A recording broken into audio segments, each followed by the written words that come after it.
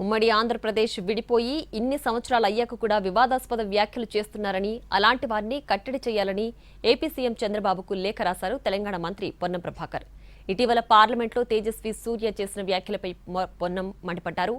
ఆ వ్యాఖ్యలను రికార్డుల నుంచి తొలగించేలా సీఎం చంద్రబాబు చొరవ చూపాలని పొన్నం డిమాండ్ చేశారు.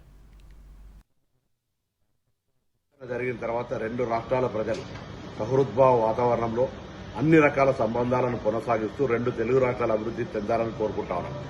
కానీ ఇటీవల జరిగిన అనేక పరిణామాలు విభజనను అవమానపరిచే విధంగా జరుగుతున్నటువంటి వ్యాఖ్యల్లో మీరు మరి కూటమి రాజకీయ నాయకులుగా భారతీయ జనతా పార్టీ నాయకత్వం మీద ఒత్తిడి తెచ్చి భారత్ పాకిస్తాన్లతో పోల్చినటువంటి వ్యాఖ్యల్ని రికార్డు నుంచి తొలగించి మరి ఇటువంటి సహృద్భావ వాతావరణం చెడిపోకుండా చూడాలని కోరుతారు. ఎందుకంటే ఇప్పుడు భారతదేశము పాకిస్తాన్, మరి ఆంధ్రప్రదేశ్ తెలంగాణ ఏ రాష్ట్రం భారతదేశము, ఏ రాష్ట్రం పాకిస్తాన్. ఆ విధంగా వ్యాఖ్యలు చేయడం వల్ల ఈ రెండు రాష్ట్రాల ప్రజలకు మంచిది కాదు.